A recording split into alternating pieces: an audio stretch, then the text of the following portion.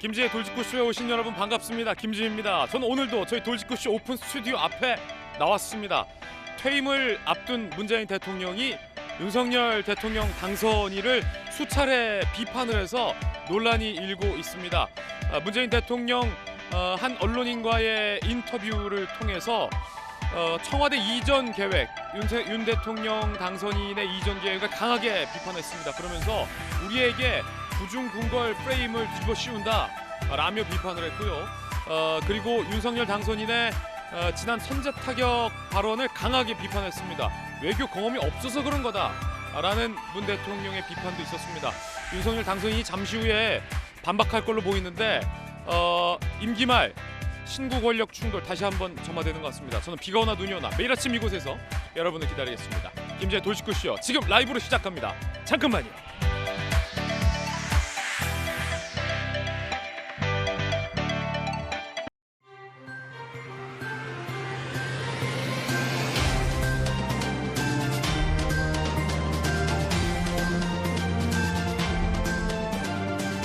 신문 읽어주는 남자입니다. 안철수 인수위원장이 언젠가 이런 말을 했었죠. 선거에서 승리해서 새로운 정권을 잡는 사람들은 점령군 행사하면 안 된다.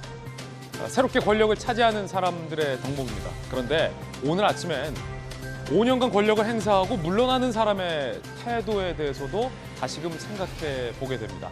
잠시 후에 이야기 나눠보겠습니다. 오늘 조간신문 4가지 키워드 골라봤습니다. 먼저 첫 번째 키워드부터 공개하겠습니다. 첫 번째 키워드는 바로 이겁니다. 강행, 동아일보 3면인데요. 어제 민주당이 심야에 법사위를 강행 통과시켰습니다. 논란의 검수완박법을 법사위에서 기립 표결로 통과시킨 겁니다. 국민의힘 의원들은 항의를 했고 굉장히 격렬히 반대를 했지만 의석수에서 턱없이 모자랐습니다. 논란이 됐었던 위장 탈당도 나왔는데 함께 보시죠. 민주 탈당 민영배로 안건 조정이 무력화, 8분 만에 법사위 표결, 수적 우위, 검수완박 강행, 단독 기립 표결로 통과됐고 사진은 국민의힘 의원들이 항의하는 장면. 국민의 뜻을 따라야 된다, 재협상을 요구했지만 민주당은 강행 통과시켰습니다. 논란의 위장 탈당 민영배로 안건 조정위도 결국 무력화됐습니다. 자, 이어서 두 번째 키워드 살펴보겠습니다. 두 번째 키워드는 이겁니다. 이틀째. 조선일보 5면인데요. 어떤 기사일까요? 이틀째. 윤 집무실 이전 마땅치 않다. 추진 방식 위험하다. 다른 거에서는 외교 경험이 없어서 그런 말 한다. 지도자로서 부적절하다. 우리에게 프레임을 씌운다. 여러 차례 걸쳐 윤석열 당선인을 겨냥한 날선 발언들을 했습니다. 이게 선배 대통령, 선배 정치인의 조언인지 아니면 물러나는 분의 날선 비판인지 뒤끝인지는 잘 모르겠습니다. 잠시 후에 이야기 나눠보겠습니다. 이어서 세 번째 키워드 함께 보시죠. 핵! 경향신문 1면 기사인데 무시무시한 핵 함께 보시죠. 북한이 심야 열병식을 했죠. 야간 열병식을 했어요. 신형 ICBM 화성 17형 앞세워서 무력 과시를 했고 이렇게 아예 김정은이 대놓고 얘기했습니다. 국가이익 침탈 시도 때 핵무기 사용하겠다라고 얘기를 한 겁니다. 인수위, 윤석열 당선인 층에서는 삼축 체계 능력 조속히 완성하겠다라고 밝혔습니다. 핵 쏘기 전에 때릴 수도 있다, 이런 말입니다. 이어서 네 번째 키워드입니다. 네 번째 키워드는 바로 이겁니다. 55조. 한겨레 신문 2면입니다. 머스크가 55조의 트위터까지 인수합병을 했습니다. 세계 여론도 좌우하나라는 한겨레 신문 기사 실렸습니다. 인수 의사 2주 만에 전격 협상이 타결됐습니다. 테슬라가 트위터까지 거머쥐게 되었군요. 지금까지 신문 읽어준 남자였습니다.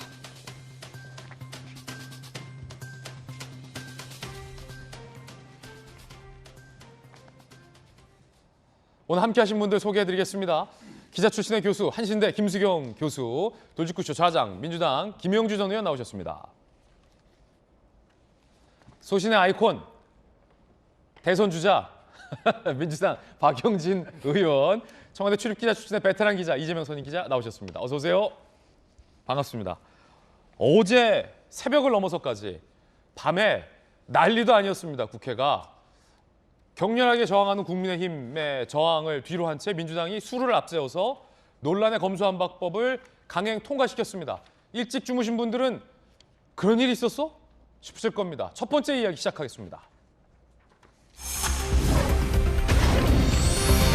강행 처리, 검수완박 대충돌, 논란의 위장 탈당도 결국 동원됐습니다. 어제 한밤의 상황 영상으로 만나보시죠.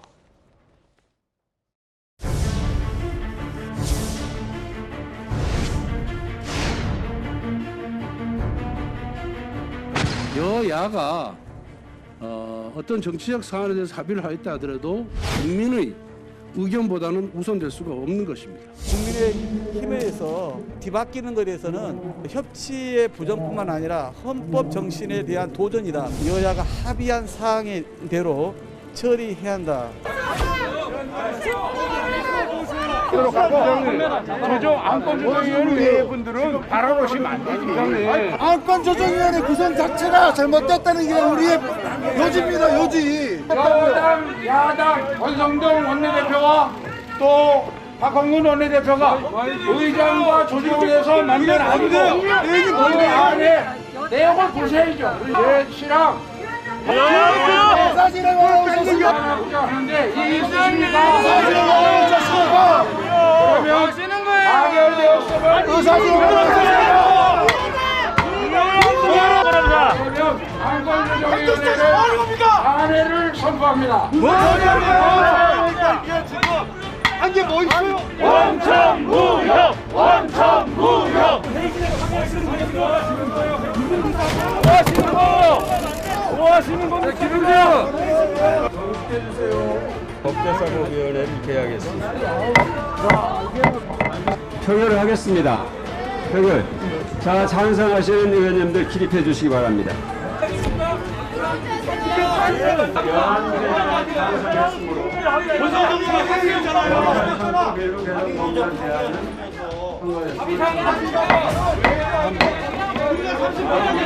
다음은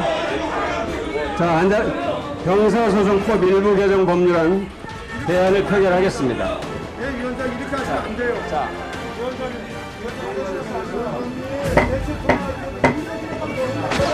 사례를 선포합니다.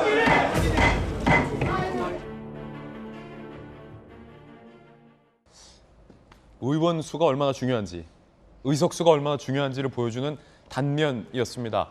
영상 중간에 저희가 시간대별로 긴박하게 보여드렸고 논란이 됐던 안건조정위, 결국 민영배 의원, 민주당 민영배 의원을 위장 탈당시켜서 무소속 내지 야당 몫으로 둔갑을 시켜서 안건조정위도 무력화시켰습니다.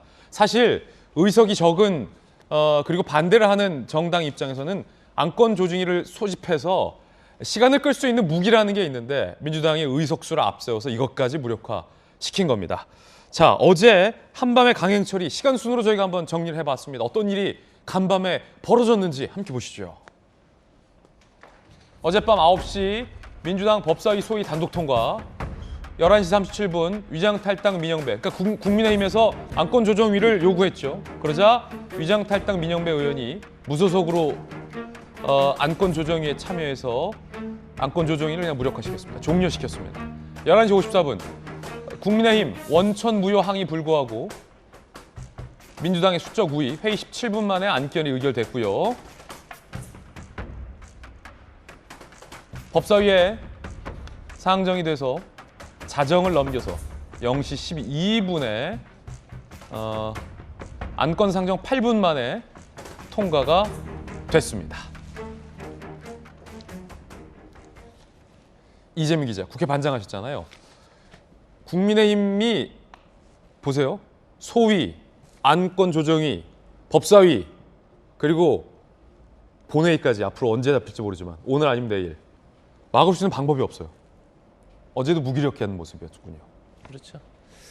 그러니까 안건조정위를 17분 만에 통과시키고 또 법사위 전체회의에서 8분 만에 결국 이제 검수안박법을 통과시켰다 이렇게 볼 수 있는데, 이 안건조정위원회는 국회 선진화법의 핵심 내용 중에 하나인 거죠. 그러니까 지금 예전에 이제 그야말로 동물국회다 이런 비판을 받았었죠. 저런 일이 벌어질 때마다 그야말로 국회의원들이 몸싸움을 벌이고 이렇게 동물국회가 되니까 안건 조정위원회를 만들어서 자 이견이 있는 사안은 거기서 그러니까 몸으로 싸우죠. 머리로 싸워라 이렇게 된 겁니다. 예. 근데 이렇게 잔머리로 싸워서 되겠습니까? 지금 그런데 이제 민영배 의원을 탈당시켜서 결국은 머리로 싸우려 했더니 잔머리로 지금 싸우는 거죠. 이렇게 되면 앞으로 모든 여당은 여당 소속 의원을 탈당시켜서 안건 조정을 무력화하겠죠. 그러니까 결국 국회 선진화법을 그렇게 후진화시킨 민주당이 검찰을 선진화시키겠다고 검사안박법을 통과시켰다.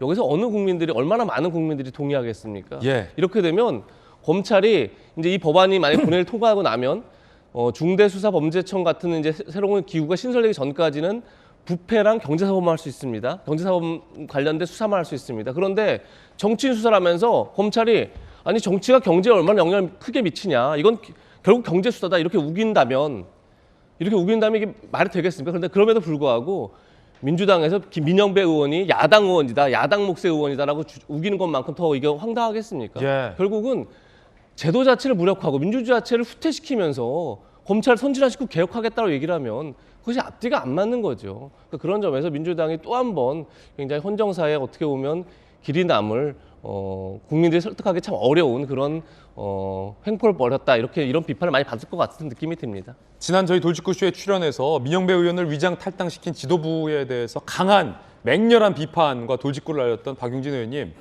물론 민주당 입장에서는 합의한 안을 통과시켰기 때문에 뭐가 문제냐라고 항변할 수 있겠고 국민의힘을 향해서 합의안을 깨는 게 어딨냐라고 항의할 수 있겠습니다만 정의당도 지금 합의안에 찬성으로 돌아섰잖아요. 그럼 민주당이 유리해진 위치인데 꼭 그렇게 위장 탈당 카드를 통해서 정의롭지 못하고 떳떳하지 못하게 강행 처리해야만 했습니까?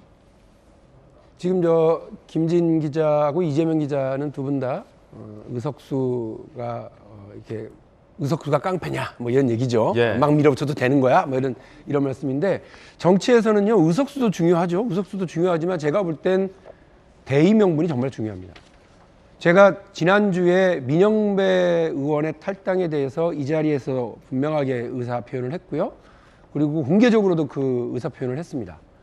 그래서 이렇게 가는 거는 뭐 민주당으로서는 조급함만 보이는 거고 꼼수로 비치는 거고 선을 넘는 행위다. 그 얘기를 분명히 했죠. 근데 그 사이에 어떤 일이 벌어졌습니까? 권성동 그 원내대표가 호기롭게 중재안을 받았고 이 중재안 내가 어쩔 수 없이 받았다가 아니라 내가 다 국회의장한테 써준 대로 국회의장이 다 받아 적은 거다. 얼마나 좋으냐. 이렇게 하고 저희가 그걸 받을지 말지 내부에서 엄청난 민주당 내부에서는 받자 말자를 놓고 막 논쟁이 벌어졌는데 그렇죠. 덜커덕 속보가 들어오더라고요. 그 국민의힘에서 통과됐다고, 의총에서 가결됐다고. 아니 우리가 지금 왜 싸우고 있는 거야? 저쪽에서 어쨌든 검찰개혁에 한 배를 타겠다고 하는데 그러면 우리도 논쟁 끝, 중재안 대로 가자. 이래서 국회에 비둘기들이 날아다녔어요. 평화의 무드가 막 조성이 됐다고요. 근데 민영배 의원이고 뭐고 다 사라진 옛날 얘기가 된 거죠. 아니 그래놓고는 대통령 당선자 쪽에서 요건 아니다라고 말 한마디 나오니까 주말새야 입장이 바뀌어요? 어떻게 국회가 그렇게 가볍게 처신을 합니까? 어떻게 그렇게 제1야당이 가볍게 처신합니까? 제1야당 뿐이에요?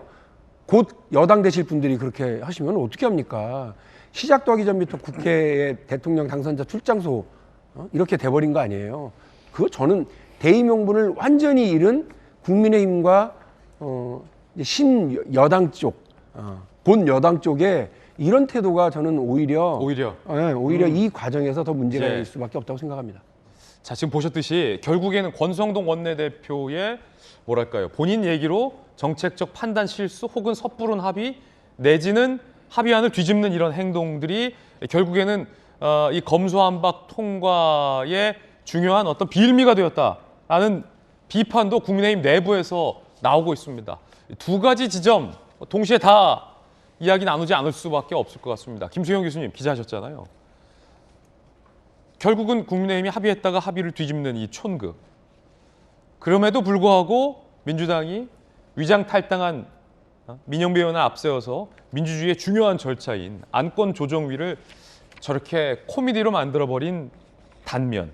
이 두 가지 모두 다 비판하실 수밖에 없을 것 같아요.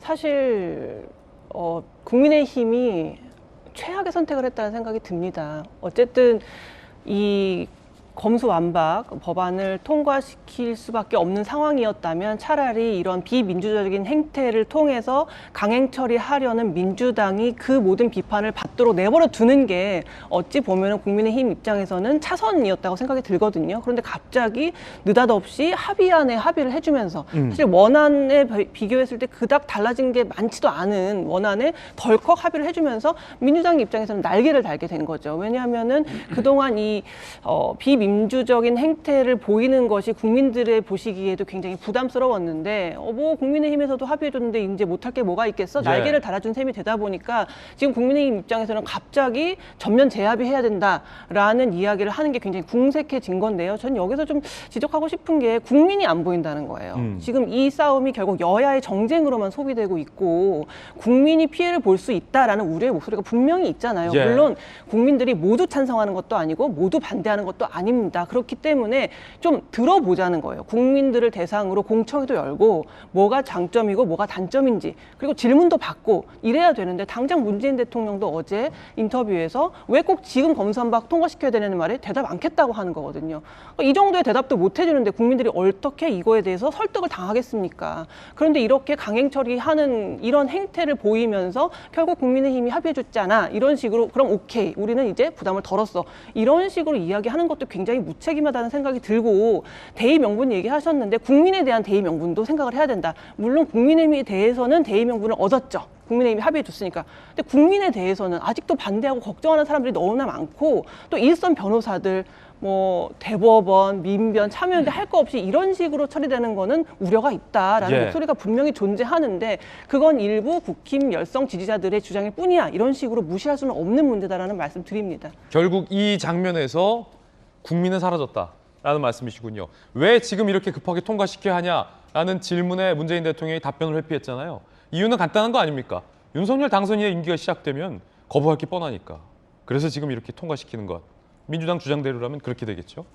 과연 국민들은 어떻게 생각할까요? 저희가 한번 보도해드린 여론조사에서는 훨씬 과반이 넘는 대다수의 국민들이 이 민주당의 검수완박법에 반대한다라는 여론도 있었는데 과연 지금 많은 국민들은 이 장면을 어떻게 보고 있을까요? 민주당이 한밤에 검수완박을 강행 통과시킨 후 민주당과 국민의힘이 서로를 비판했습니다. 그 장면 함께 보시죠.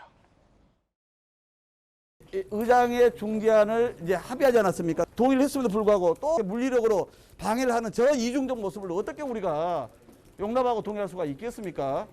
국민 앞에 정말 나쁘고로운 기만시오다. 절차적 하자가 있는 안건 조정이 마저 제대로 개의하지 아니하고 일방적으로 날치기 통과시켰습니다. 안건이 뭔지도 책상 위에 놓여 있지도 않았습니다. 민주당의 그런 독재스러움이 뭘 아마 생생하게 목격했으리라고 생각을 합니다. 자, 여야의 입장 들어봤고요. 어제 국회에서 뭐 의사봉이 날아다니고 뭐 술 먹었냐라는 혼란도 있었다고 합니다. 어제 국회 상황 뭐 나름 꽤 긴박했다고 하는데 함께 보시죠.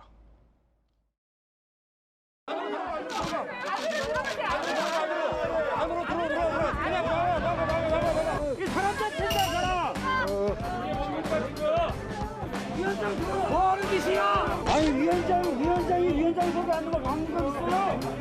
국회 선진화법 위반이에요. 왜 이러세요 도대체 왜? 뭐 하시는 거예요? 뭐 하시는 거예요? 뭐 하시는 겁니까? 뭐 하시는 겁니까? 비키세요. 지금 의사봉을 왜 들고 다녀? 제가 드리는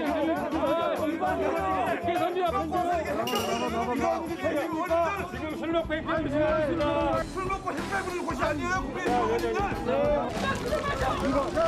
그러면 처음부터 음주하면 대체 한번 할까요? 가세요. 제가 지금 다음에 맞습니다. 네, 이거 참 김영주 의원님, 저희 첫째 아이가 5살이고 둘째 막내딸, 우리 막내딸이 2살인데 저 국회 모습은 부끄러워서 못 보여줄 것 같아요. 이게 뭡니까 이게?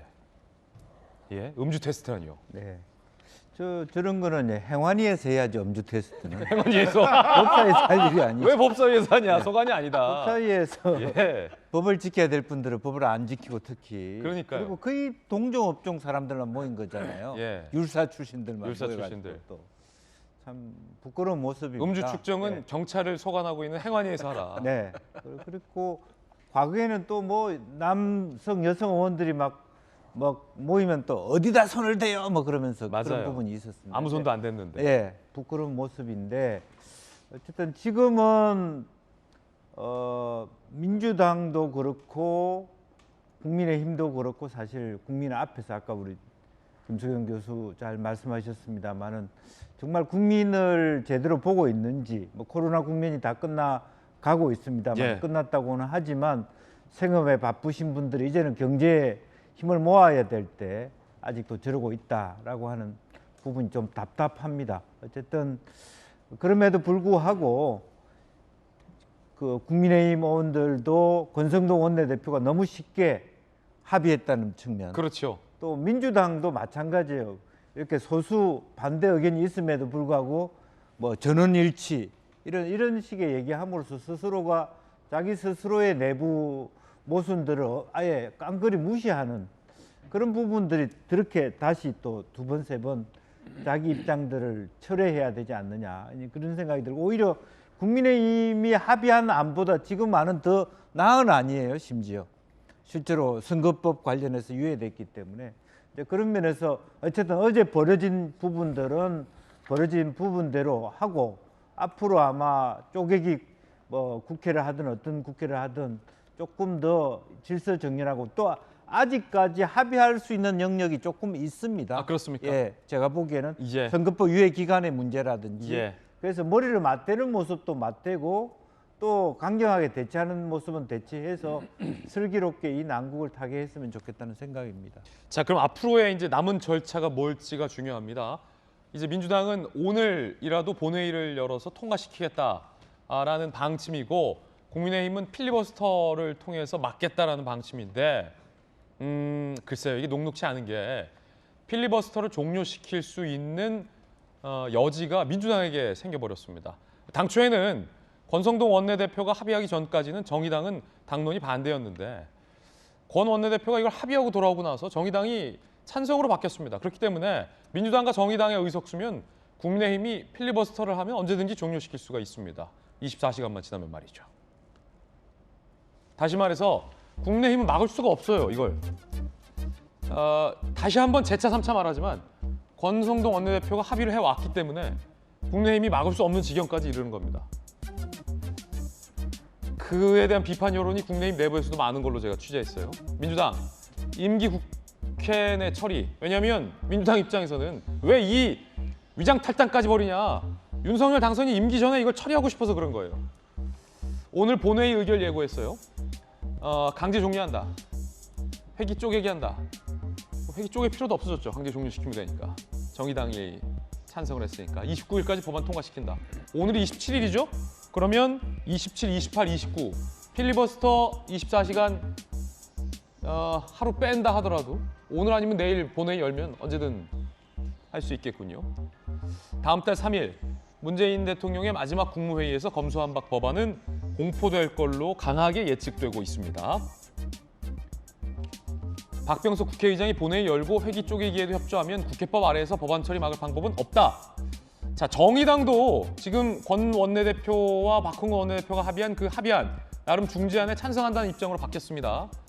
당론으로 반대했다가 합의안이 올라오면 당연히 찬성하겠다라고 얘기했고 정의당 측의 수정안까지 어제 법안에 반영이 됐습니다. 연말까지 검찰이 선거범죄 수사권을 둔다라는 거죠.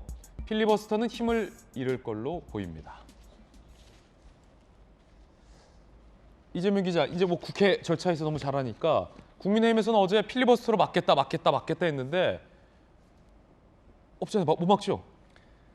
막을 수 없게 됐다고 봐야죠. 그러니까 회기 쪼개기를 할 필요는 없다는 건 결국은 이제 필리버스터를 강제 종료하려면 국회의원 의석수의 5분의 3이 180석이 필요합니다. 근데 지금까지는 정의당이 물론 검수완박법 내용보다는 절차에 반대했었죠. 그렇게 강행 처리하고 그렇게 힘으로 밀어붙이는 데 반대했기 때문에 정의당이 필리버스터에 종료에 찬성하지 않을 것이다. 그러면 결국은 민주당만으로는 필리버스터 종료시킬 수 없었는데 지금 정의당이 결국은 얘기한 것처럼 합의안이 만들어졌죠. 어쨌든 간에 권성동 원내대표가 사인한 합의안이 있고 중재안이 있기 때문에 거기에 대해서 이제 찬성한다고 돌아섰기 때문에 그러면은 굳이 해결할 필요가 없고 검수완박을 반대하는 정당들의 가장 강력한 무기였던 본회의를 통과 못 시키게 하는 무기 중에 하나가 필리버스터였는데 민주당이 혼자 종결할 수가 없으니까 그 무기가 완전히 없어졌다. 이렇게 봐도 되는 겁니까? 정의당이 찬성하면서 이제 필리버스터 종료될 텐데 일단 물론 안건마다 필리버스터 할 수 있습니다. 근데 법이 지금 두 개의 법이 있는 거지. 형사소송법과 검찰청법이 있기 때문에 필리버스터 2번 할 수 있습니다. 그런데 필리버스터는 반드시 24시간은 보장이 됩니다. 그렇게 되면 물리적으로 사흘이 필요한 겁니다. 법안을 통과시키려면. 그래서 오늘 이제 본회의를 열어서 29일까지 사흘간 그러니까 필리버스터를 24시간 2번 하고 종료시키고 이제 마지막에 이제 금요일을 통과시키겠다. 이것이 지금 민주당의 구상으로 이렇게 보이는데 결국은 얘기한 것처럼 권성동 원내대표가 결국은 중재안에 사인을 하면서 합의를 하면서 정의당이 결국은 절차적 문제를 해소됐다고 본 거죠. 절차적으로. 그렇게 되면 이제 정의당이 결국은 돌아서는 결국 명분을 누가 만들어줬나? 국민이 만들어준 거죠. 그런 점에서 국민의힘은 명분도 잃었죠. 그리고 나서 아무것도 얻지 못하는 실리도 잃어버리는 그런 상황이 됐기 때문에 저는 이것이 통과된 다음에 물론 이제 국민의힘은 민주당을 향해서 계속 이제 비판을 하겠지만 사실 국민 내부에서도 이 책임론이 상당히 불거질 가능성이 높다 이런 생각이 듭니다. 자, 결국 이 강행 처리가 될 걸로 보이는 빠르게 안건 조정위도 무력해 하면서 꼼수 탈당까지 동원되면서 굴러가는 이 검수완박 바퀴 국민들은 어떻게 바라볼지 앞서서 뭐 참여연대와 그리고 여러 변호사협회, 검찰, 법원까지 지금 반대를 하고 있는 그 상황인데 OECD도 검수완박에 대해서 우려를 표했습니다. OECD 산하의 뇌물방지 워킹그룹의 드라고코스 의장이 법무부에게 중재안이 반부패 등의 수사 기소 역량을 약화시키는 게 없어야 된다. 5월 10일 전 중재안 통과 움직임에도 우려스럽다라고 우려를 표명하기도 했습니다. 그러나 지금 OECD 드라고코스 의장의 우려가 국회 내에서 진지하게 검토될 가능성은 애석하지만 없어 보입니다. 자, 과연 어떻게 될지, 오늘 본회의가 소집될지, 국민의힘에게 다른 묘수가 있는 것인지 잠시 후에 속보 발생하면 빠르게 전해드리겠습니다. 이번에 저희가 준비한 두 번째 이야기 시작할 텐데요. 문재인 대통령이 임기 막판이에요. 막판에 인터뷰를 통해서 윤석열 당선인 측을 여러 차례 비판을 하고 있습니다. 이게 논란입니다. 두 번째 이야기 시작합니다. 집무실, 대북 정책, 검수완박, 거침없는 문의 윤 비판. 어제 저희 보도해드렸는데 문재인 대통령이 인터뷰를 통해서 윤석열의 당선은 아이러니한 거다. 우리 쪽 사람이었는데 저쪽 가서 당선된 것. 더 편을 들었어야 했나? 이런 얘기를 했습니다. 그러자 윤석열 당선인 측에서 윤의 당선의 원인은 누구보다 문재인 대통령이 잘할 것이다 라고 받아쳤습니다. 문재인 대통령과 윤석열 당선인이 충돌하고 있습니다. 결과적으로 다른 당 후보가 돼서 대통령 당선된 것은 참 아이러니한 일이 됐죠. 지난 시절에 검찰뿐만 아니라 정부 부처의 모든 권력기관을 통해서 상대 진영을 압박하고 그 권력을 사유화했다라는데 국민들께서 상당한 피로감을 갖고 계십니다. 윤석열 대통령 당선인이 탄생한 배경도 바로 그 때문 아니겠습니까? 문재인 대통령께서 참 아이러니하다 말씀도 하셨지만 그 누구보다도 문재인 대통령과 민주당이 가장 잘 알고 계실 거라고 생각합니다. 자, 이거 뭐 초유의 논쟁까지는 아니지만 초유의 신경전입니다. 탄생 배경을 두고서 신구 권력이 신경전을 벌이는 양상인데 김소영 교수님, 근데 이게 문재인 대통령의 인터뷰로서 이제 촉발이 된 건데 물론 문재인 대통령 입장에서는 내가 임명한 사람이 상대당의 대통령이 되고 선거에서 졌으니까 결과적으로 본인의 진영이 아이러니하다라고 비판할 수는 있습니다만 남의 탄생 비화를 아이러니하다 말다 평가할 필요가 있을까 굳이? 그런 의견이 있어요. 그 아이러니를 만든 당사자가 문재인 대통령 혹은 민주당이라고 할 수가 있죠. 사실 뭐 지금 신구 권력의 어떤 갈등 국면이 계속되고 있는 것 같아요. 처음에 대통령 당선인이 당선되고 나서 둘이 만나는 것도 지금 쉽지가 않아가지고 막 불발되기도 하고 다시 만나고 이런 일들이 있었잖아요. 계속 좀 삐걱거리는 모양새를 보이고 있는데 이번 그 문재인 대통령 인터뷰에서는 지금 윤 대통령 당선인에 대해서 또는 국민의힘에 대해서 좀 불편한 기색을 좀 가감없이 드러내는 인터뷰가 아니었나 그런 생각이 들고요. 사실 윤 대통령 당선이 가장 문재인 정부에게는 뼈아픈 부분이죠. 뭐 만약에 뭐 홍준표 후보가 됐다면 덜 뼈아팠을 수도 있어요. 그런데 차라리 홍준표 후보가 됐으면 그렇게까지 덜 아플 수도 있었는데 본인의 임기에 본인이 어쨌든 지목한 그 검찰총장이 살아있는 권력에 어떤 수사를 한다는 이유로 탄압을 받아서 결국은 옷을 벗고 반대 당의 대통령 후보에 오른 다음에 대통령 당선까지 되었으니까 사실 이 모든 상황을 만든 거는 어떻게 보면 이제 본인이라고 할 수도 있겠죠. 그렇기 때문에 사실은 이런 식으로 뭐 아이러니하다, 검찰총장을 그만둔 것은 부적절하다라는 것이 어떻게 보면 굉장히 우리가 듣기에는 이게 다 누구 때문에 일어난 일인데? 라는 생각을 지울 수가 없는 것이죠. 자, 이뿐만이 아닙니다. 문재인 대통령이 집무실 이전 계획에 대해서 마땅치 않다라고 비판을 했습니다. 그러면서 이런 식의 일 추진은 위험하다. 구중궁궐 프레임을 우리에게 뒤집어 씌운다라고 강한 불쾌감을 드러내서 지금 논란입니다. 들어보시죠. 저는 개인적으로는 지금 그 새 정부의 집무실 이전 계획이 별로 마땅치 않게 생각이 됩니다. 그냥 3월 말까지 국방부 나가라, 방 빼라. 우리는 거기서부터 5월 10일부터 해서 업무를 시작하겠다. 이런 식의 그 일 추진이 저는 정말 위험하다고 생각합니다. 하루라도 청와대에 있지 못하겠다. 이런 그 유의 그 결정과 일처리 추진 방식은 뭐 참 그 이렇게 수긍하기가 어렵죠. 그러면서 여기서 더 나아가서 구중궁궐 프레임을 우리에게 덮어 씌운 것이다라는 강한 비판도 했습니다. 들어보시죠. 강행을 했었더라면 하는 생각은 없으십니까? 저는 잘 결정했다고 생각합니다. 젊은이들하고 뭐 식사를 하거나 호프를 하거나 직접적인 소통들이 있었기 때문에 구중궁궐 청와대 이런 이미지가 없어졌어요. 구중궁궐 그것은 과거에 자기들이 했던 시대의 행태를 그대로 그냥 프레임으로 덮어씌운 것이죠. 결국엔 구중궁궐 프레임을 우리에게 덮어 씌우고 청와대 이전을 하려는 윤석열 당선인의 계획은 마땅치 않다라는 건데 박용진 의원님 어떻게 보십니까? 지금 문재인 대통령 청와대는 구중궁궐 아니었다라고 말씀하시는데 글쎄요. 얼마나 많은 국민들이 동의할지도 좀 궁금하고요. 아니 근데 이제 실제 대한민국 대통령이 구중궁궐 이미지를 갖게 된 것은 막강한 제왕적 권력 때문인 거지요. 그러니까 그 대통령 집무실이 청와대인지 아니면 뭐 광화문 청사인지 아니면 용산으로 가든 저는 뭐 그 대통령의 권력 그 한 3만 개에 가까운 정무적인 그 자리, 그 좋은 자리들 한 3만 개 정도를 대통령 권한하에서 임명할 수 있다는 것 아니에요? 미국 대통령도 연방정부에 7천 개밖에 임명 못한다는데 대한민국은 3만 개라고 그러니까 다들 놀래요. 계산하는 방법에 따라 좀 다르겠지만 게다가 그 인사권뿐만이 아니라 뭐 헌법적인 이런 권한들도 상당히 많고 이러기 때문에 그런 것 때문에 대통령의 그 제왕적 권력을 어떻게 분산시킬 거냐에 대해서는 민주당이 집권하든 뭐 국민의힘이 집권하든 간에 다 논쟁거리였고 그동안의 개헌에 대한 논의를 지난 한 20년 동안 국회에서 있어 왔거든요. 늘 그게 핵심이었습니다. 그러니까 이제 사실은 청와대냐 아니냐는 마지막 남은 어떤 대통령 말씀하시는 것처럼 이미지예요.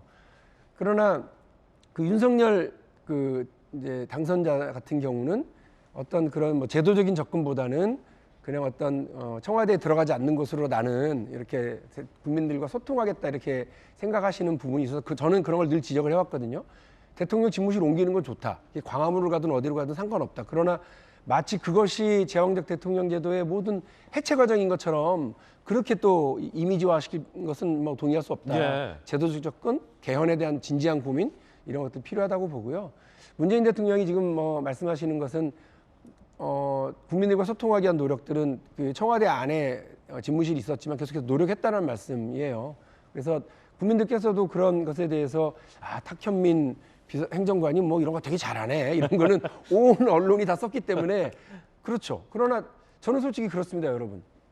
그 문재인 대통령이 되고 나서 제가 가장 기분 좋았던 날이 언제냐면요. 비 오는 날 대통령이 청와대 근처에 그 수제비집 가서 수제비 먹으러 간다고 우산 받쳐들고 나가셨을 때예요. 국민들은 그게 쇼인 줄 압니다. 쇼지만 그럼에도 불구하고 대통령이 우리 대통령도 비 오는 날은 수제비 땡기는가 보다 막걸리랑 이런 느낌을 전해주는 것은 대통령으로서 혹은 국가 지도자로서 필요한 행동이라고 생각하거든요. 윤석열 당선자가 뭐 용산으로 가더라도 거기도 다시 경호를 해야 되고 뭐 이렇게 될 텐데 자주 국민들과 그런 소통에 자리를 갖고 방법들을 좀 찾아보시는 것은 저도 적극적으로 권하겠습니다. 이재명 기자, 지금 표현이 논란이에요. 예컨대 불문율이라는 게 있어요. 그러니까 그러니까 들어오는 사람, 새롭게 권력을 잡은 사람은 물러나는 사람에게 어느 정도의 아량을 베풀면서 예의를 지키는 것. 마찬가지로 물러나는 사람은 새롭게 뜨는 사람을 위해서 어느 정도 예의 있는 발언들을 삼가하는 것. 이게 지금까지 불문율인데 지금 문재인 대통령의 표현들이 논란인 표현들이 마땅치 않다. 이런 식 위험하다. 구중궁궐 프레임을 자기들의 구중궁궐 프레임을 우리에게 뒤집어 씌운다. 라는 말이 과연 적절하냐의 논란이거든요. 어떻게 보세요?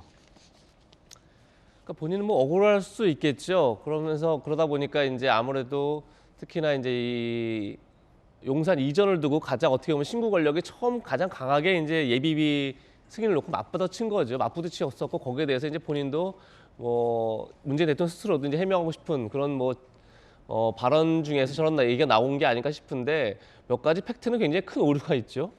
첫 번째는 본인이 청와대 이전을 공약한 거는 박근혜 정부의 구중궁궐 청와대 때문에 그렇다 이렇게 이제 어제 이제 얘기를 했었는데 실제 청와대 이전을 공약한 거는 2012년 박근혜 대통령과 대선을 겨룰 때 나왔던 공약입니다. 그걸 다시 한번 2017년에 또 한 거죠. 그렇기 때문에 본인 스스로도 청와대가 갖고 있는 어떤 구중궁궐의 그러니까 소통이 안 되는 그러니까 이게 물리적 공간뿐만 아니라 소통이 되지 않는 것에 대한 어떤 고민이 있었다 그 전부터라고 보는 게 오히려 맞을 것 같고 객관의 수치에서 문재인 대통령의 기자회견과 국민과의 대화들 다 포함해서 딱 10차례 그러니까 카메라 앞에서 국민과 대화를 했습니다. 기자회견을 포함해서 역대 어느 대통령보다 적은 수치입니다. 그 자체를 가지고 이건 부정할 수 없는 객관 수치인 거죠. 그리고 더 중요한 건 조금 전에 박용진 의원도 얘기했지만 사실 이것이 청와대에 있느냐 없느냐는 중요한 게 아니죠. 중요한 것은 과연 국민과 소통을 했느냐인데 소통이 호프집에서 청년들 만나서 호프 마시는 거 중요합니다. 그리고 수제비집 가는 것도 중요합니다. 중요한 건 뭐냐면 예를 들면 부동산 정책을 수십 번 실패했습니다. 모두가 규제 일변도의 정책으로는 부동산 집값 잡을 수 없다 다 얘기했습니다. 모두가 다 얘기했습니다. 그런데 청와대만 그리고 민주당은 왜 그렇게 규제 일변도 정책을 몰고 갔던 거죠? 그러니까 그런 게 어떤 문제가 있을 때 그것을 문제점을 많은 사람들이 얘기했을 때 그걸 얼마나 수용해낼 수 있느냐. 그것이 소통 아니겠습니까? 그런데 그것이 과연 얼마나 잘 됐느냐 지금 그걸 묻고 있는 겁니다. 그런데 마치 그것을 계속 본인이 밖으로 나왔기 때문에 문제가 없다라고 하는 건 굉장히 문제 본질 자체를 좀 왜곡하고 있다 이런 생각이 듭니다. 아까 이제 마땅치 않다. 문 대통령의 어떤 발언 중에 집무실 이전 마땅치 않다라고 말씀 주셨잖아요. 그런데 28일 회동 당시에는 협조하겠다. 차기 정부의 몫이다라고 해서 뭔가 발언의 뉘앙스가 많이 좀 바뀌었다. 어떤 게 진심이냐라고 봤을 때 저 때도 사실은 마땅치 않았는데 말만 차기 정부의 몫이니까 협조하겠다라고 하신 건가? 이런 조간신문의 지적도 있더라고요. 그래서 사실은 그때 그렇게 마땅치 않아서 예비비 승인 안 해준 건가? 이런 지적도 있던데 어떻게 보십니까? 저는 이제 두 분 다 광화문 시대를 여는데 실패하셨잖아요. 예. 문재인 대통령은 이제 그런 의미에서 나도 사실 한때는 구중궁궐이 싫어서 광화문 시대를 얘기했다. 근데 검토를 해보니까 말하자면 보안이라든지 예산이 많이 들어서 포기했다. 이런 얘기를 좀 같이 하면서 언젠가 해야 된다면 좀 더 긴 과제를 보면서 가야 된다. 이런 말씀을 주시면 좋지 않았겠냐 하는 거고 그 윤 당선자도 좀 마찬가지입니다. 내가 이렇게 주비해 보니까 역지사지해 보니까 문 대통령이 왜 하려다가 못했는지 이해가 되더라. 이런 얘기를 하면 상당히 접점이 생기고 좋습니다. 근데 지금 문 대통령 말씀은 이런 방식으로 준비 없이 합참 의장 공간 생각하다가 잘 안 되니까 여기 찍어가고 하는 것은 좀 과하다. 너무 준비 부족이 계속적으로 노정되는 거 아닌가. 지금 여론으로 봐도 당선자 여론이 당선자 시절에 내려가는 이유도 바로 이런 부분이거든요. 즉 확실한 준비 없이 막 바로 찍어서 안 되니까 다른 데 하고, 이번에도 말하자면 그 공간 비용 수리비를 2억인가 책정해 놓고 2억 가지고는 택도 안 되더라. 건물이 너무 낡았더라. 너무 검토 없이 하고 있지 않느냐. 그러니까 이전에 대한 어떤 방식에 대해서, 이전 자체에 대해서 마땅치 않다가 아니라 추진 방식이 이렇게 하는 것에 대해서는 문제가 있다라고 말씀하신다. 그렇게 이해를 하면 될 것 같아요. 자, 그러자 조금 전 인수위의 배현진 대변인이 문재인 대통령의 이 같은 윤 당선인 비판에 대해서 이렇게 얘기를 했다고 합니다. 들어보시죠. 임기가 며칠 남지 않으신 현직의 대통령과 또 그 임기를 이어받아 안정적이고 새롭게 태어나는 대한민국을 만들어야 하는 차기 대통령 간의 그 말씀들을 저희가 만담을 주고받듯이 일일이 대꾸할 수는 없는 노릇입니다. 다만 문재인 대통령께서 그 남은 임기 며칠 동안 국민만 생각하시면서 본인의 책무를 다해 주시기를 다시 한번 부탁을 드리겠습니다. 그러니까 요약해 보면 대꾸는 하지 않겠지만 본인의 책무를 다하라 라는 조금은 날선 그런 인수위 당선인 측의 반응인 것 같습니다. 윤 당선인의 비서실장이 장제원 의원이 앞서 논란이 됐었던 이 검수완박 관련해서 문재인 대통령을 압박했습니다. 거부권 행사하라라고 말이죠. 민주당은요, 마음에 안 들면 없애버려요. 뺏어버려요. 이런 방식은 파괴적인 방식 아니겠습니까? 국민들이 그걸 원합니까? 형사사법 체계를 이렇게 바꿔놓는 거, 흔들어 놓는 거, 대통령께서 거부권을 행사하지 않을 거다? 저는 그렇게 생각 안 합니다. 거부권 행사하실 거라고 생각해요. 문재인 대통령이 거부권을 행사하셔라 할 거로 생각한다. 검수완박 관련된 것. 다시 이야기 검수완박으로 지금 돌아오는 모양새인데 글쎄요. 문재인 대통령이 거부권 행사할 거다? 장제원 실장의 생각일까? 아니면 당선인의 생각일지 모르겠는데 이재명 기자, 문재인 대통령이 거부권 행사하겠습니까? 가능성이 매우 낮죠. 그러니까요. 왜냐하면 이미 의견을 밝혔다고 봐야죠. 예. 이미 인터뷰에서 여야의 박병석 의장 중재안에 대해서 잘된 합의다 이렇게 이제 얘기를 했기 때문에 그렇게 통과가 된다 그러면 이미 지금 계속 민주당 얘기하는 거지만 결국은 권성동 원내대표가 결국 서명한 그런 중재안이기 때문에 거기에 대해서 거부권 행사할 일은 굉장히 만무하죠. 그럼에도 불구하고 저는 장제원 비서실장이 지적한 것 마음에 안 드니까 없애버린다. 이건 사실 굉장히 중요한 문제 제기라고 생각합니다. 그러니까 수사권 자체를 물론 이제 검찰 수사권 만약에 통제를 받아야 됩니다. 근데 통제 수단을 얼마든지 만들 수 있고 그리고 그렇게 함으로써 오히려 부패 역량을 약화시키지 않을 수 있는데 반부패 수사 역량을 과연 수사권을 없애는 게 과연 능사냐? 그렇지 않죠. 그러니까 만약에 지금 국회가 다수당이 입법권을 남용하고 있다. 그래서 입법권을 없앨 수는 없는 거죠. 대신에 입법권을 통제하기 위해서 대통령에게는 법률안 거부권을 준 거고 또 헌법재판소에는 법률안 심판권을 준 겁니다. 그렇게 서로가 서로를 견제할 수 있도록 만드는 게 민주주의 제도인 건데 과연 그럼 검찰 수사권을 없애서 그 수사권이 중대범죄수사청을 전부 이관돼서 그럼 그 중대범죄수사청이 만약에 또 수사권을 남용하면 그때는 또 다른 기관을 만들어서 넘길 건가요? 그렇지는 않은 거죠. 그런 점에서 과연 내부 통제 장치를 만들고 외부의 견제 수단을 만드는 것들이 얼마든지 가능한데 과연 그렇게 없애는 게 능사인가? 그런 점은 좀 여전히 지금 아직 법안이 통과되지 않았기 때문에 다시 한번 생각해 볼 그런 대목이 아닌가 싶습니다. 자, 문재인 대통령의 윤석열 당선인에 대한 비판 그리고 윤석열 당선인 측의 어떤 반응들 함께 보고 있습니다. 조금 전 배현진 대변인은 일일이 대꾸하듯 만담할 필요는 없다. 문재인 대통령은 남은 임기 본인의 책무에 힘써 주실 것을 당부한다라는 답변도 나왔습니다. 문재인 대통령이 윤석열 당선인의 선제 타격의 발언은 지도자로서 부적절하다라고 비판을 했습니다. 이것도 매우 이례적인 장면인데 함께 보시죠. 윤석열 당선자가 선제 타격을 이야기한다든지 ICBM 발사에 대해서 대단히 거칠게 표현하는 버르장머리를 고친다든지 이런 식의 표현들은 국가 지도자로서는 그것은 적절하지 못한 그런 표현이죠. 북한하고를 상대해 본 또는 외교에 대한 경험이 없어서 이제 그런 것이라 예. 생각하고 대통령답게 예. 대통령의 모드로 빨리 돌아가야죠. 이게 그 선이 미묘해요. 김수영 교수님 외교안보 전문가시잖아요. 그러니까 말의 선이 그러니까 선배 대통령으로서 애정을 담아서 조언하는 방식이 있고 그런 모습은 갖췄지만 그 표현들이 굉장히 날카롭게 비난 내지 평가절하하는 게 있는데 어떤 겁니까 지금 이 대통령의 발언? 약간 비난의 어떤 그 메시지가 없지는 않다라고 보여지는데요. 그러니까 뭐 맞는 지적입니다. 어쨌든 대통령 후보로서 북한에 대해서 얘기할 때랑 정말 대통령이 당선이 된 다음에 대통령으로서 이제 북한을 다룰 네. 때는 당연히 언어가 달라져야 되고요. 근데 그거는 너무나 당연한 말이라 대통령이 그렇게 말씀 안 하셔도 누가 모릅니까? 윤석열 당선인이 아마 잘 하겠죠. 그리고 그걸 알고 있을 겁니다. 다만 이제 그 대통령 후보 때 했던 발언들이 좀 수위가 높았죠. 버르장머리를 고쳐놓겠다라던가 선제타격할 수 있다 이런 말들이 북한을 자극하는 부분이 없지는 않았습니다만 어쨌든 이제 대통령이 되었기 때문에 아마 훨씬 더 좀 정치적으로 노련한 발언들을 할 거라고 생각이 드는데 그럼 왜 도대체 문재인 대통령이 지금 이 이야기를 하느냐를 좀 생각해 볼 때 문재인 대통령 정부 시절에 어쨌든 공적으로 좀 내세울 수 있는 것이 코로나 극복과 북한과의 관계라고 할 수가 있겠죠. 그러니까 정권 초기에 얼마나 남북 관계가 좋았습니까? 정말 역사적인 그림들이 많이 만들어졌잖아요. 그런데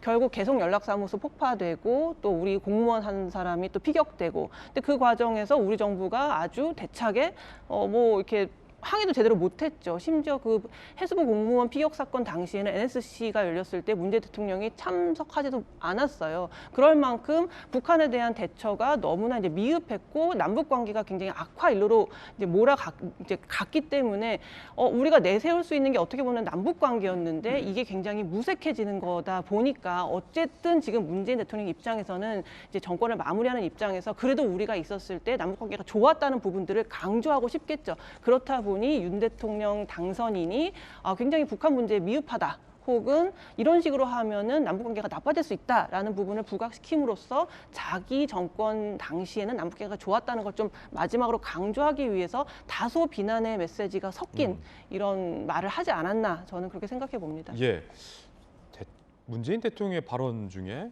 김영주 의원님 북한을 상대 본 외교 경험이 없어서 그렇다 하는데 그 이제 검찰총장 하다가 이제 대통령 임기 시작하는 윤석열 당선인 입장에서는 뭐 북한을 상대 볼 일도 없고 외교를 할 수 있는 기회도 없었고 그럼 뭐 문재인 대통령은 대통령 하기 전에 북한을 상대 본 경험이 있고 외교한 본 경험이 있어서 뭐 북한 관계를 했는가라는 반박도 좀 가능할 것 같아요. 당선인 입장에서는. 아마 이제 그 아직까지는 이제 뭐 공식적으로 대통령으로서 외교를 하고 있다 그렇게 볼 수 없기 때문에 아직은 더 지켜봐야 된다는 측면이 있고 다른 한편으로 보면은 윤 당선자 스타일에 상당히 지지하는 국민의 일부가 있다라는 존재. 그러니까 입장이 다른 것이죠. 그런 부분을 한편으로는 문재인 정부가 그런 이 정부의 남북 관계에 대한 답답함에 대한 불만을 가진 국민들을 양산한 뭐 그런 측면도 없잖아 있다는 것을 대통령이 좀 생각해 보시면 될 것 같습니다. 그러니까 그 방금 김수영 교수 얘기한 것처럼 윤 당선자가 너무 도 넘은 그런 발언을 한 것도 사실이지만 실제로 문 대통령이 북한에 대한 너무 저자세 같은 일변도의 답답함에 불만을 느끼는 상당한 보수층을 어쨌든 윤 당선자가 대변하고 그 대변을 통해서 집권한 거 아닙니까? 이제 그런 차원에서의 좀 말하자면 역반하장 식의 어떤 생각들도 좀 과할 수 있다. 예, 그런 생각이 드네요. 자, 그럼 근본적으로 좀 그게 궁금해져요. 문재인 대통령이 임기 말에 사실 굳이 새로운 권력을 비판하고 자극하면서 평가절하할 이유는 사실 별로 없는데 왜 그럴까? 왜 그럴까? 혹시 이제 북한한테 뭐라고 했다고 또 기분 나빠서 이러신 거 아니냐? 뭐 이런 정치권의 얘기도 있고 어떻게 보세요? 두 분 생각이 좀 궁금합니다. 대통령으로서 저는 뭐 할 말이 있다고 생각해요. 그러니까 대통령이 되기 이전의 사람과 대통령이 되고 나서는 달라져야 된다, 달라질 거다라고 이제 생각을 하시는 것 같아요. 대통령이 되기 전에야 그 지지하다 호소해야 되니까 세게 얘기해야죠. 사드 까짓 거 배치하고 더 추가 배치하고 여가부는 까짓 거 폐지해버리고 북한이 뭐 한번 선제 타격 해버리고 이렇게 시원시원하게 얘기하는 게 득표 전략일 수는 있어요. 예. 그러나 대통령 되고 나서 선제 타격해 이렇게 해버리면 그 곧바로 전쟁인데 어느 대통령이 그렇게 하겠습니까? 예. 저는 윤석열 당선인도 대통령 모드로 돌아서는, 다시 말해서 대통령이 되는 5월 10일 이후에는 대단히 신중한 모드로 들어갈 것이고, 대한민국의 군사, 안보, 외교, 통일, 그동안 쌓여왔던 시스템이요, 보수 정부, 진보 정부 할 것 없이 거의 꾸준히 그 시스템이 쌓여왔기 때문에 일관된 뭔가가 있어요. 그럼요. 예. 그 시스템 안에서 차기 예. 대통령도 그 안에서 움직일 수밖에 없을 거라고 생각하고, 아마 대통령은 이제 그거를 말씀을 하시고 싶었던 것 같아요. 근데 그렇게 말씀하시면 될 텐데 왜 저렇게 말씀하셨을까요? 그래서 그러니까 자주 만나야 되는데. 자주 만나야 되는데. 지금 이제 언론이 물어보니까 예. 대통령으로서 좀 뭔가 이렇게 답답한 걸 지적을 하고 그런 부분들에 대해서 달라질 거다라고 하는 기대 섞인 발언이라고 저는 생각을 하고요. 여러분 사실 생각해 보면 대통령으로서, 아니 뭐 아까 우리 김수경 교수님께서는 저기 이제 뭐 어떻게 보면 유일한 성과 중에 하나인데 그 성과가 좀 이렇게 폄훼되는 것 같아서 그 부분에 대한 이제 해명을 하신 것 같다 이렇게 말씀을 하셨는데, 제가 볼 때 조금 더 좀 말씀을 드리면 실제로 우리가 약하게 했나? 뭐 이런 억울함이 있으실 거예요. 생각을 해보십시오. 북한한테 우리가 젖어세웠나? 예. 연평해전 예. 서해 1, 2차 교전이 있잖아요. 그거 다 김대중 대통령 때 초전박살 내버린 거예요. 그건 김대중 대통령이 그런 거죠. 아니 그렇잖아요. 그러니까 예. 이른바 진보 정부, 그리고 지금 문재인 정부 들어서서 김대중 대통령이 지금 SLBM 예. 발사, 예. 그 잠수함 예. 그 현역으로 이제 들어갔잖아요. 예. 그리고 관련된 현무 미사일, 현무포 그 시험 발사 다 성공하고요. 예. 현장 배치 다 끝났고요. 그러니까 이러한 무기 체계 현대화, 그리고 북을 충분히 제압할 수 있는 그러한 안보적인 상황들을 다 만들고 나름 세게 했다. 예, 그 다 준비하고, 그리고 모두는 그렇군요. 상당히 부드럽게 가고 있는 건데. 외유 내강이었다. 그렇죠. 그 이전 정부에서는 사실 북이 도발했는데 그 도발에 대해서 연평포격이라든지 목함질의 도발이라든지 이럴 때 제대로 대응도 하지 못해놓고 마치 말만 세게 하는 거, 그게 무슨 대통령의 태도겠느냐라고 하는 그런 약간의 억울한 심정도, 그렇군요. 우리 진보 진영의 억울한 심정도 대변하신 것 같습니다. 예, 이재명 기자, 지금 보면 대통령의 어떤 접점을 보면 사실 건건이 마음에 안 든다예요. 집무실 이전도 마음에 안 들고, 검수한박 다시 반대하는 것도 마음에 안 들고, 북한에 대해서 이렇게 세게 얘기하는 것도 마음에 안 들고, 그러니까 마음에 안 드는 걸 그냥 다 하게 말씀하시는 것 같아요. 그러니까 저도 인터뷰를 쭉 지켜보면서 저 강준만 교수라고 계시죠. 예. 굉장히 진보적인 이제 학자신데, 강준만 교수가 문재인 정부의 특징 중 하나를 뭘 꼽았냐면 아주 집요하고 공격적인 자화자찬을 꼽습니다. 아, 그랬어요? 강준만 교수가 한 얘기인데 이건 제가 한 얘기가 아니라 그만큼 그러니까 성찰이 없는 거죠. 그러니까 이제 남북 문제만 하더라도 물론 대통령 다음이 중요하고 대화 당연히 중요합니다. 대화를 통해서 관리를 당연히 남북 관계를 관리하는 거죠. 그걸 누가 중요하지 않다고 하겠습니까? 다만 북한이 2017년도에 거의 전쟁이랄 것처럼 굉장히 공격적인 분위기를 만들다가 2018년도에 대화 국면으로 가죠. 그게 문재인 정부가 대화 의지가 있었기 때문에 북한이 대화 국면으로 간 겁니까? 전혀 그렇지 않죠. 누가 보더라도 2017년도에 북한이 핵무기사를 완성짓고 2018년부터 핵무기를 가지고 국제사회에 세게 어떻게 보면 이제 거래를 하려고 했던 거죠. 그리고 북한의 일정표대로 움직이는 거죠. 북한은. 그것이 반드시 정부가 대화 의지가 있으면 북한이 유하게 나오고 대화 의지가 없으면 공격적으로 나오고, 이런 건 사실 좀 국제 관계 자체를 좀 너무 가볍게 생각하는 게 아닌가, 너무 쉽게 생각하는 게 아니라 생각이 드는 거고, 또 하나가 어제 문재인 대통령이 그런 얘기를 합니다. 보수 정부 때가 훨씬 더 군사 충돌이 많았다. 우리가 훨씬 더 안정적으로 관리를 했다. 그러면서 연평 포격 도발, 천안함 폭침 사건, 목함 지뢰 이런 걸 듭니다. 이건 북한의 명백한 도발이죠. 이것이 이명박 정부와 박근혜 정부가 책임질 문제인가? 저는 근본적으로 그런 생각이 드는 거죠. 북한의 도발을 그러면 현 정부가 잘못했기 때문에 도발이 일어나는 건가? 그런 점에서 저는 어쨌든 이 외교안보만큼은 여야가 없는 거 아니겠습니까? 누구나 다 이건 그야말로 국가의 안보라는 건 정말로 누구나 다 어떤 대통령이든 빈틈이 없어야 되는 거죠. 그런 점에서 과연 이렇게 보수 정부의 안보, 그다음에 진보 정부의 안보가 과연 그렇게 우위를 가릴 수 있는 건가, 이런 생각이 좀 근본적으로 들었습니다. 자주 만나서 좀 대화가 필요할 것 같아. 그래서 돌직구 쇼도 좀 보시고, 그러니까 너무 이제 자기 쪽 사람 얘기만 듣지 마시고 여야 할 것 없이 돌직구 쇼 보면 다 나오잖아요. 여기 여기서부터 여기까지 쫙 다 다르잖아요. 그 얘기도 자주 들으시면 좀 상대의 생각도 좀 너그럽게 이해할 수 있을 텐데 그게 우리 정치에 좀 아쉬운 것 같습니다. 자, 이번에 저희가 준비한 다음 순서인데 뜨거운 소식 3가지 준비했습니다. 함께 보시죠. 자, 첫 번째 핫쌈은 한동훈.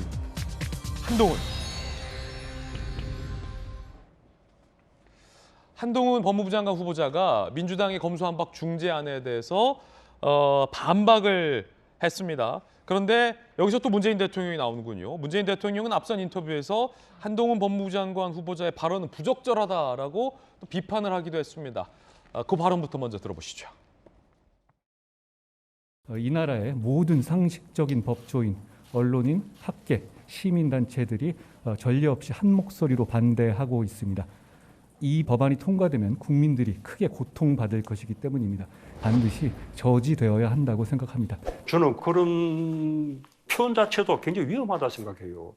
반드시 지지하겠다 이런 식의 표현을 쓰는 것은 저는 굉장히 부적절하다고 봅니다.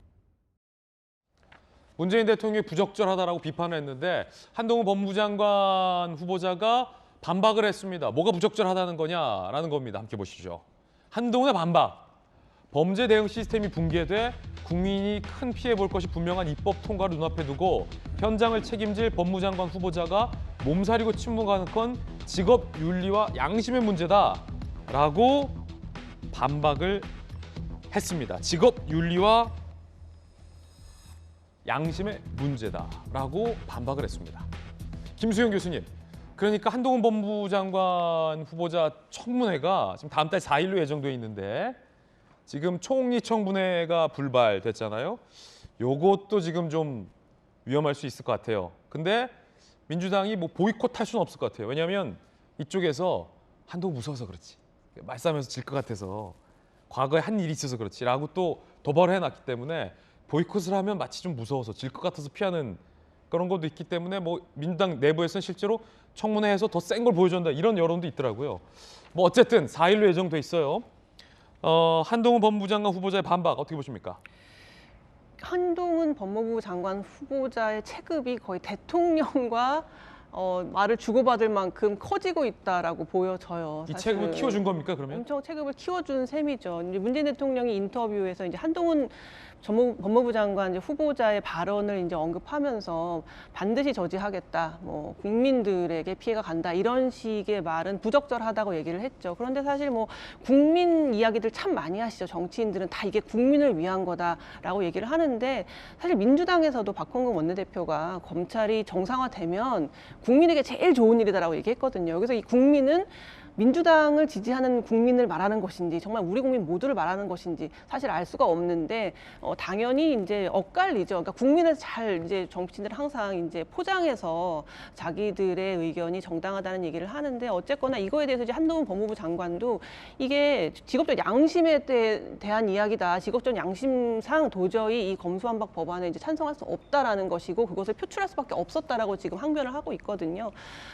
그래서 이제 어쨌든 이러한 발언들이 오고 가는 과정이 결국은 한동훈 법무부 장관의 체급을 계속 키워주고 있고 청문회가 정말 볼만하겠구나. 예. 거기에서 검수완박 얘기 나오면은 진짜 국민들은 말 그대로 진짜 한번 정말 겨뤄보는 진검승부를 보는 것이고 그러면 만약에 5월 4일 청문회가 시작되면 문재인 대통령이 이전에 민주당이 검수완박을 다 통과시킬 테니까 수사권이 박탈된 그 지금 국면에 있어서의 어떤 검수완박 논쟁, 진검승부가 좀 펼칠 수 있겠군요. 민주당과 한동훈. 아무래도 그렇죠. 왜냐하면 국민들은 한 번도 이거에 대해서 자세한 내용을 설득당해본 적이 없어요. 예. 그냥 다 양당이 이건 다 국민에게 좋은 거예요라고만 얘기를 하고 있지 정확히 내용이 뭐고 뭐 때문에 이게 단점이 있고 우려가 있는지에 대해서 자세히 들은 적이 없거든요. 예. 그걸 이제 한동훈 법무부 장관 얘기하겠죠. 그럼 국민들이 판단할 텐데 이걸 과연 민주당에서 아주 뭐 조리 있게 면밀히 판판히 한동훈 법무부 장관의 이야기를 반박하면서 검수완박을 설득할 수 있을지 그것이 관전 포인트가 될 것 같습니다. 예.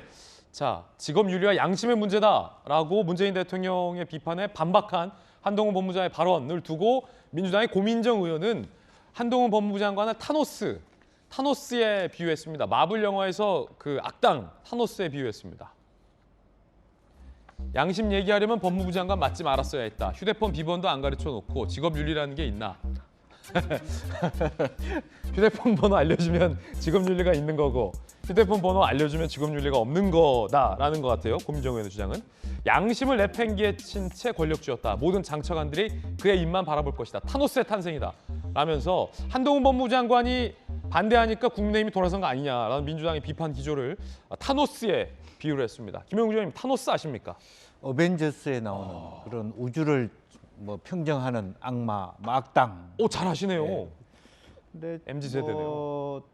이제 뭐 여러 영화에 나온다고 들었습니다만 뭐 실제로 보면은 이제 이걸 알아야 될 것 같습니다. 그러니까 민주당이 추진하는 데 있어서도 일정한 무리나 지금 얘기하는 어떤 뭐 수사의 공백 또 경찰의 수사가 너무 하중이 커진다라고 하는 뭐 불합리하거나 부조리한 측면도 없지 않아 있습니다만은 사실은 지금 윤리와 양심을 얘기하기에는 그동안에 검찰에 해왔던 관행이 너무 국민의 지탄을 많이 받아왔다는 측면도 우리가 무시할 수 없습니다. 오히려 차라리 평검사들이 얘기한 게 굉장히 저는 와닿았어요. 그동안 우리가 해왔던 것에 대한 일정한 성찰과 반성을 토대로 비판할 건 비판하고 모자란 건 모자라고 이렇게 고수하는 측면이 많아야 된다고 생각하고요.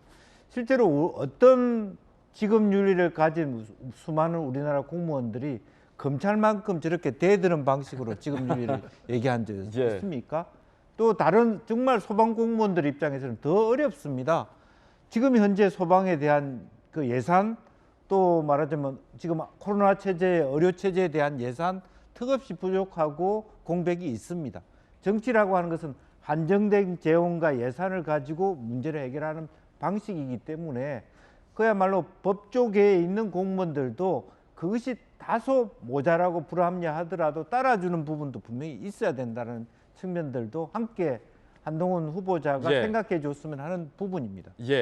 한동훈 법무부 장관은 법무부 장관으로서 이건 당연히 내가 반박해야 된다. 가만히 있으란 거냐라고 반박을 했고 그러자 고민정 의원이 타노스다라고 비유를 했는데 타노스는 김영주 의원님 잘 설명해 주셨듯이 마블 영화 어벤져스에 나오는 건데 우주의 강력한 존재로 이것만 튀기면 지구 인구 절반이 없어지는 정말 강력한 존재입니다. 그러니까 고민정 의원의 지적은 한동훈이 굉장히 강력한 존재다. 이거 하니까 국민의힘이 다 일사천리로 협상을 뒤집는 거 아니냐라는 게 고민정 의원의 타노스 주장 같아요. 그런데 김어준 씨도 비슷한 말을 했다고 합니다. 들어보시죠. 이준석 대표에게 그럴 수 있는 힘이 없어요. 본인이 징계 해보되는 것도 스스로 막지 못하잖아요. 근데 이걸 어떻게 다 뒤집습니까? 한동훈 후보자가 움직인 게 아니냐. 윤석열 당선자를 통해서. 이준석 대표가 나 이거 안 되겠어 생각해서 통과했겠어요? 100명이 넘는 의원들이 통과시킨 법안인데 불효인 겁니다. 검찰 출신 장관 후보자가 정당 정치 근간을 흔드는 거죠. 정당이 검찰 이해관계인의 하수인이 된 거 아니냐. 그 김어준 씨 생각도 비슷한 것 같아요. 근데 이재명 기자 어떻습니까? 실제 국민의힘이 협상안을 뒤집은 게 반대한 게 중재안을 요청한 게 한동훈 타노스에 뒤집어. 이거 한마디 때문입니까? 지금 고민정, 김어준은 다 뒤집어. 이래서 오케이요? 뒤집어. 이래서 했다는 주장 아니에요. 뭐 지금 김어준 씨도 이준석 대표를 두고 뭐 한동훈의 아바타다 보니까 표현했는데 우리가 알다시피 이준석 대표가 누구 아바타가 될 사람이 아니라는 건 누구나 다 잘 아는 거죠. 대선 기간에 대선 후보하고도 맞대결하는 게 이준석 대표입니다. 그런데 뭐 이준석 대표가 누구 말을 듣고 할 사람이 아니라는 건 뭐 제가 볼 때 대한민국 사람 다 알 것 같은 생각이 들고.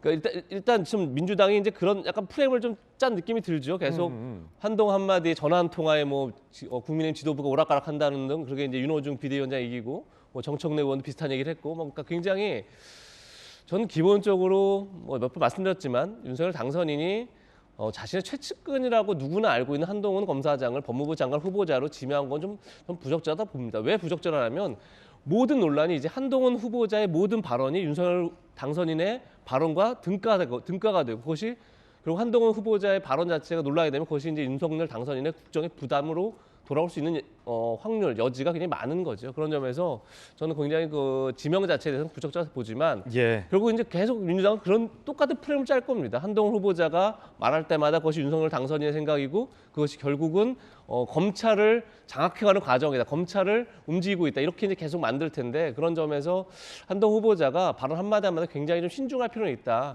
그런 생각이 들고 5월 4일 날 인사청문회가 있습니다. 한동훈 후보자의. 5월 3일 날 아마도 문재인 정부 마지막 국무회의에서 검수안박법이 통과될 겁니다. 통과되겠죠. 5월 4일 인사청문회가 굉장히 뜨거울 것이다. 이런 생각은 듭니다. 예. 그때도 청문회에서 타노스다 이렇게 하시는 분이 있을 수도 있을 것 같아요. 두고 볼 일입니다. 이번엔 뜨거운 소식 두 번째 소식 공개합니다. 윤석열 당선인 용산 집무실 윤곽이 조금씩 드러나고 있습니다. 함께 보시죠. 용산 새 집무실 주변 이 전면 시민공원으로 조성이 된다라는 거고 벽돌 담벼락이 철거된다고 합니다. 백악관 스타일의 어떤 철제 펜스가 설치가 되죠. 다 보일 수 있게. 시민들이 경내를 조망이 가능하게 손 흔들어 인사할 수 있는 컨셉트. 실제로 백악관에서 많이들 손 흔들어서 인사하고 또 합니다. 그리고 AI 인공지능 경호 시스템이 가동된다. 그러니까 사람들이 이렇게 총차고 험악하게 하는 게 아니라 뭐 AI로 위성 카메라와 감시 카메라 등을 통해서 경호 시스템을 가동한다. 인수위 시민들을 분리 차단하지 않는 새로운 경호의 패러다임을 만들겠다라고 밝힌 바 있습니다. 천하람 변호사가 날라왔습니다. 네, 안녕하십니까. AI 경호, 그 미국 백악관식 어떤 펜스, 이름은 피플스하우스. 아니 뭐 어떻게 좀 멋있게 바뀌는 것 같아요. 일단 왜냐면 제가 국방부 출입했잖아요. 저기가 삭막한데 그 일단 벽돌담을 무너뜨리고 거기 공원이 쫙 된 부지가 넓어서 왜냐면 그 뒤에 또 박물관 있잖아요. 큰 거 중앙박물관, 국립중앙박물관 있어서 뷰가 좋거든요. 그렇게 한다는 계획입니까? 그러니까 지금 국방부 청사 보면 말씀하신 것처럼 좀 삭막하지 않습니까? 군사 건물 네, 같고. 예, 그래서 대통령이 머물기에 좀 적절하지 않은 부분들이 분명히 있어서 그 공원화와 더불어서 이제 담장 허물고 저런 식으로 좀 안이 보이는 펜스를 한다라는 접근법은 저는 좋은 것 같고요. 아, 저 펜스, 백악관의 저 펜스. 그러니까 이게 사실은 저렇게 이제 용산으로 집무실을 옮기겠다라고 하는 것은 조금 더 언론이라든지 또 시민들과 가까워지겠다라는 의지의 표현 아니겠습니까? 그러려면 시민들도 조금 더 가깝게 집무실을 볼 수 있어야 되고요. 저는 더 중요한 것은 대통령이 그 담장 밖에서 시위하는 분들 또 본인들의 의사표현 하시는 분들도 또 볼 수 있어야 된다고 생각해요. 꼭 대통령이 아니더라도 거기서 근무하는 여러 대통령실의 인력들이 그런 면에서 저것은 뭐 단순히 미국 백악관 따라한다라고 할 것이 아니라 좋은 것은 본받는 거라서 저는 뭐 좋게 보고 있습니다. 이제 그럼 저 연병장도 이제 없어지고 공원이 되는 거예요. 저 연병장을 저도 국방부 기자실이 바로 앞이거든요. 졸리고 막 잠 안 깰 때 연병장 한 바퀴 돌고 오면 전식이 번쩍 들거든요. 저거 이제 다 없애고 담 이제 언덕도 없애고 쭉 공원 된다는 건데 그 피플스하우스 찬성입니까? 피플스하우스 저는 좀 잘 모르겠습니다. 일단은 저는 기본적으로는 국어를 쓰는 게 좋다고 생각하고 그치, 우리말 쓰자. 네, 그다음에 이제 그거를 번역해서 뭐 피플스하우스라고 하면 모르겠으나 글쎄요. 우리 대통령이 머무는 공간의 공식 명칭이 영어가 된다? 저는 그건 좀 아닌 것 같습니다. 윤석열 기념 우표가 300만 장 발행된다고 합니다. 기념 도장도 나왔다고 하는데 함께 보시죠. 자, 요거 윤 당선인 대통령 취임 기념 우표 300만 장 발행, 그리고 당선인의 캐리커처 새긴 기념 도장 전국 우체국에서 23일간 10일에서 23일 동안 사용된다고 합니다. 자, 뭐 이렇게 참고하시면 될 것 같고 저 도장 그림 혹시 좀 크게 볼 수 있을까요? 자, 요거 천하람 변호사님. 네. 도장이 어떻게 잘 나왔습니까? 네, 뭐 표현이 좀 그렇습니다만 귀엽네요. 네. 귀엽게 잘 빠졌다. 네, 그래서 뭐 괜찮은 것 같고요. 이게 무슨 도장입니까? 이게 이제 우리가 우표 대신에 그 이제 우편물에다가 도장을 찍는 걸로 대신할 때들이 많지 않습니까? 요즘은 그럴 때 이제 한시적으로 사용한다라는 그 우표를 대신한 도장이고요. 글쎄요, 저는 뭐 이런 부분들도 우리가 약간 좀 제왕적 대통령제 잔재 아니냐라고 느껴지기도 합니다. 저는 솔직히. 근데 뭐 그럼에도 불구하고 뭐 어찌 보면 한정된 시기에 또 우리나라의 국가 원수가 취임하는 일이니까 또 좋게도 볼 수 있지 않나라는 생각도 뭐 동시에 가져봅니다. 역대 대통령들도 기념우표는 다 발행을 했으니까. 자, 뜨거운 소식 세 번째 소식 뒤집어. 북한의 김정은 한밤에 열병식을 강행했고 ICBM 미사일과 화성 미사일도 공개를 했고 아예 핵 사용하겠다라는 걸 김정은이 직접 얘기했습니다. 들어보시죠. 어떤 세력이든 우리 국가의 근본 이익을 침탈하려 든다면 우리 핵무력은 이외의 자기 돌직하는 사명을 결단코 결행하지 않을 수 없을 것입니다. 공화국의 핵무력은 언제든지 자기 책임적인 사명과 특유의 억제력을 가동할 수 있게 철저히 준비되어 있어야 합니다. 자, 이 핵무력을 쓰겠다, 결행하겠다라는 걸 이제 아예 공공연하게 했는데 김영주 의원님, 지금 사실은 앞서 이게 다 연결되는 내용인데 문재인 정부에서의 성과가 북한과의 어떤 관계, 남북 관계, 대화의 성과, 결국 그 요체는 북한을 비핵화의 국면으로 얼마만큼 문재인 대통령이 몇 발자국 이끌었냐가 나중에 평가될 텐데 사실 지금 보면 북한을 비핵화로 과연 문재인 정부가 단 한 발짝이라도 이끌었냐에 대해서는 솔직히 전 좀 회의적입니다. 어떻게 보십니까? 조금 전에 김정은 말. 아무래도 이제 우크라이나 전쟁을 통해서 미러 갈등 또 미중 갈등 이렇게 되면서 사실은 신냉전 시대가 오고 더군다나 뭐 북의 입장에서 남한에서는 윤석열 당선자의 후보 시절의 발언을 보면 굉장히 예사롭지 않다. 말하자면 한미일 삼각안보 체제가 훨씬 굳건히 되는 어떤 그런 그 아주 대결적인 양상들이 예상되기 때문에 뭐 선제적 의미로서 좀 더 세게 그동안에 우리 민족의 자주를 방어적 입장에서 하려 했던 핵무력을 실제로 근본 이익이 침해된다면 즉 선제적 오히려 역으로 그런 얘기를 하려고 하는 것이죠. 선제적으로도 핵무기를 사용할 수 있다. 그동안의 입장과 조금 차별되는 그런 발언을 말하자면 90주년 조선인민군 탄생 90주년에 저렇게 새로운 신형 무기들과 함께 말하자면 국민 앞에서 저렇게 선언한 것이죠. 자, 핫삼 살펴봤습니다. 이번엔 저희가 준비한 네 번째 이야기 시작하겠습니다. 지방선거가 정말 코앞입니다. 경기지사 신경전, 박주민 갑자기 드롭. 우리 나와 있는 박용진 의원을 서울시장 후보로 출마해야 된다라는 강한 압박이 민주당 내에 있었던 걸로 제가 취재를 했는데 사실인지 잠시 한번 확인해 보겠고요. 어쨌든 박주민 후보가 갑자기 드롭한 이유는 뭘지 얘기 들어보겠습니다. 이번 선거에서 가장 치열한 지역 중에 하나가 경기도지사 선거인데 대진표가 짜여졌죠. 김동연, 김은혜, 김동연 두 후보 이야기 들어보시죠. 불통과 불공정, 기득권에 둘러싸인 윤석열 정부의 독단, 독선, 저 김동연이 윤석열 정부의 폭주로부터 경기도민의 삶과 미래를 지켜내는 든든한 방파제가 되겠습니다. 윤석열의 대변인이냐, 경기도민의 대변인이냐.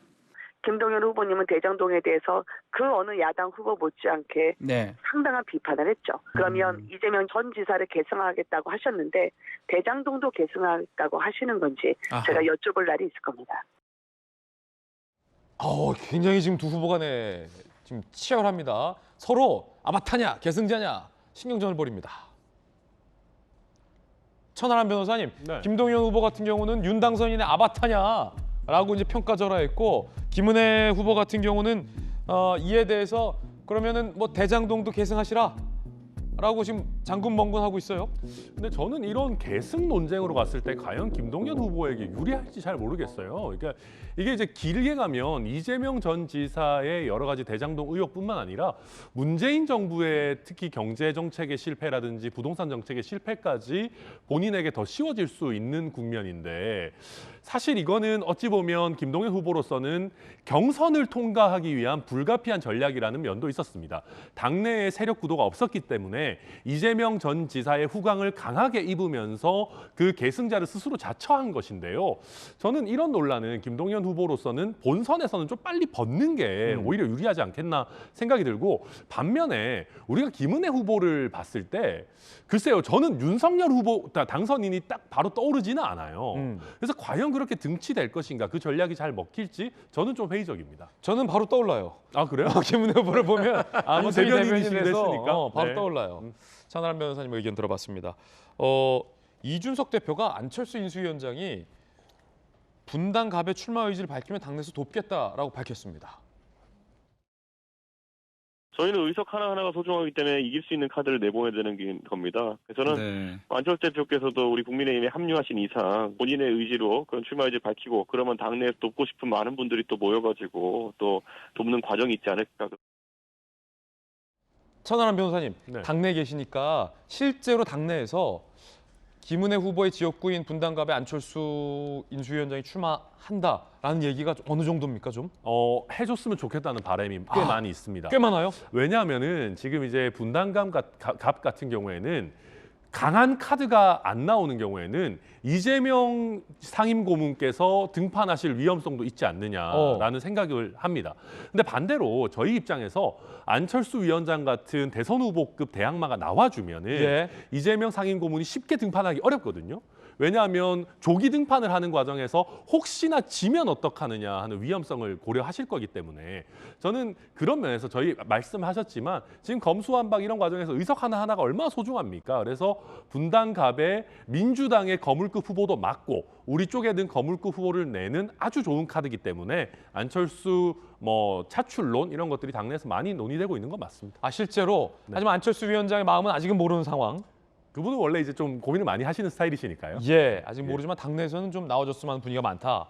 서울시장 선거로 가보겠습니다. 박주민 의원이 열심히 하겠다라고 했는데 갑자기 중도에 하차를 선언했습니다. 원래 이렇게 3명이었잖아요. 그런데 중도에 하차했어요. 토론회 취소.